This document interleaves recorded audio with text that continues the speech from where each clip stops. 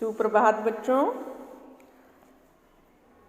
आज हम कक्षा 5वीं में विषय हिंदी पाठ नंबर 8 सूरदास के पद कविता के प्रश्न उत्तर का अभ्यास करेंगे। आपने कविता को अच्छी तरह से समझा है तो एक बार फिर से पढ़ लीजिए और उसके प्रश्नों का अभ्यास अच्छे से आपको समझ में आ जाएंगे। तो मैं आपके सामने पहला प्रश्न पढ़ रही हूँ। श्री कृष्ण किसके पुत्र थे? आपके सामने 4 ऑप्शन दे रखे हैं। देखिए, देवकी, यशोदा, यशोधरा, कुंती। तो श्री कृष्ण जी की माता का नाम क्या था?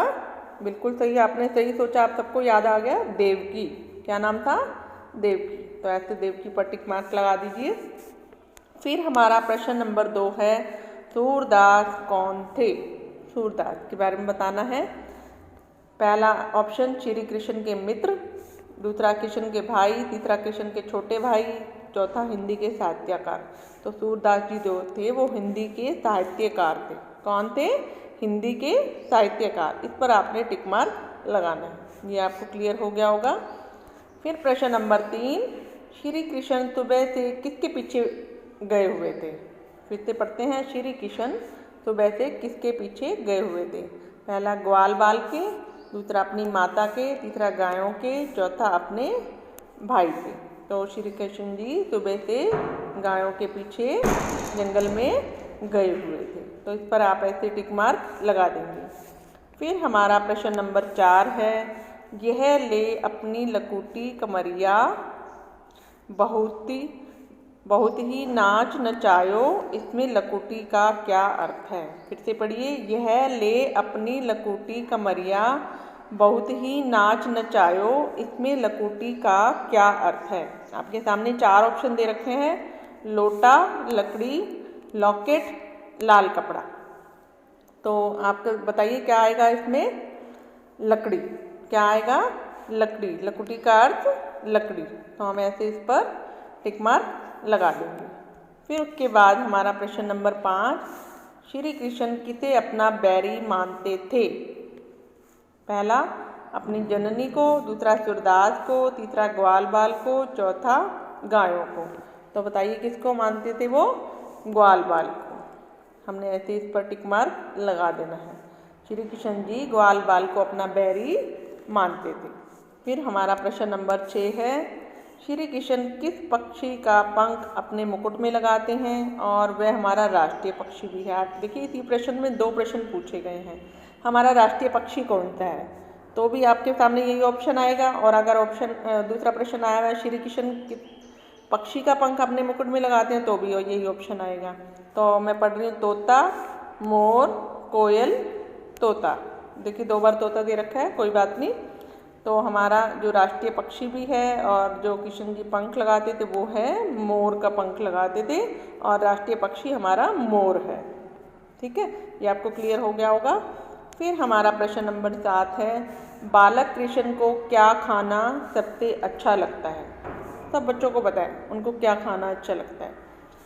बताइए। हलवा? नहीं। रसगुल्ला? नहीं। बर्फी? नहीं। उन्हें तो मक्खन खाना सबसे अच्छा लगता है। तो ऐसे आप मक्खन पर टिक मार्क लगा दीजिए। उसके बाद हमारा प्रश्न नंबर 8 है, कमरिया शब्द का क्या अर्थ है? आपसे क्या पूछा गया?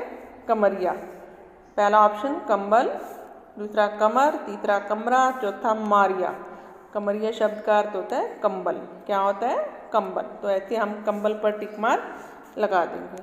फिर हमारा प्रश्न नंबर 9 है, बालक कृष्ण माता यशोदा से किसकी शिकायत करते हैं? पहला ऑप्शन बलराम, राधा, ग्वालों, सुदामा। तो बताइए किसकी शिकायत करते हैं? ग्वालों की। ये हमने ऐसे ग्वालों पर टिक मार्क लगा दिया।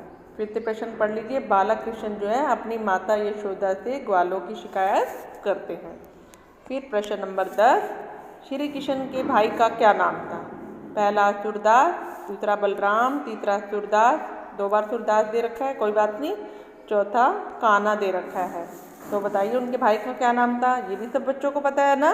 बिल्कुल ठीक, बलराम पर हम ऐसे टिक मार्क लगा देंगे। के बाद हमारा प्रश्न नंबर 11, सूरदास के पद कौन सी भाषा में लिखे गए हैं? पहला ब्रज, दूसरा हिंदी, तीसरा अवधी और चौथा संस्कृत लिखा हुआ है। तो बताइए सूरदास जी ने कौन सी भाषा में पद लिखे हैं? वो लिखे हैं उन्होंने ब्रज भाषा में। कौन सी भाषा? ब्रज भाषा में। तो यहाँ पर आप टिक मार्क लगा देंगे।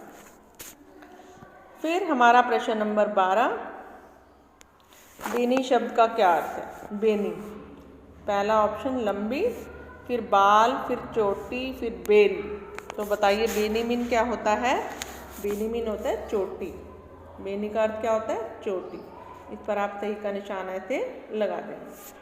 के बाद हमारा प्रश्न नंबर 13, माता यशोदा कृष्ण की चोटी लंबी करने के लिए उसे क्या खिलाती पिलाती थी? तो देखिए ऑप्शन दे रखा है मक्खन, दूध, घी, लस्सी। तो बताओ उसे क्या खिलाती पिलाती थी? वो उन्हें दूध बहुत पिलाती थी। तो ऐसे टिक मार्क दूध पर आप लगा देंगे।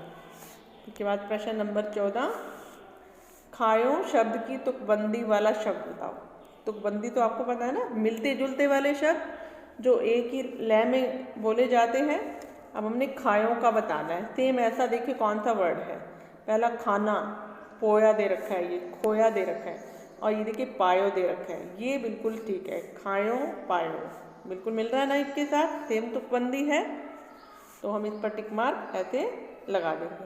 फिर हमारा प्रश्न नंबर 15, मैया शब्द का समानार्थी आपने बताना है। मैया शब्द का समानार्थी। तो मैया देखिए, मैया पहला ऑप्शन मैया दे रखा है, फिर माता दे रखा है, मैला दे रखा है, नैना। मैया मीन क्या होता है? माता। क्या होता है? माता। ऐसी टिक मार्क लगा देंगे। उसके बाद हमारा प्रश्न नंबर 16, भोर शब्द का विलोम बताना है आपने। विलोम यानी विपरीतार्थक शब्द बताने हैं आपने। भोर का, भोर क्या होता है? भोर मीन होता है सुबह। तो सुबह का विलोम विपरीतार्थक क्या हुआ? पहला ऑप्शन शाम, दूसरा दोपहर, तीसरा सुबह, चौथा रात। तो भोर का हुआ शाम। क्या हुआ? शाम। अब ऐसे आपने यहाँ पर सही का निशान लगा देना। तो बच्चों यहाँ तक आपने इस प्रश्न उत्तर को अच्छी तरह से समझना है। बार बार वीडियो को देखिए और इसका अभ्यास कीजिए और फिर अपना पेपर को आप अच्छी तरह से कीजिए।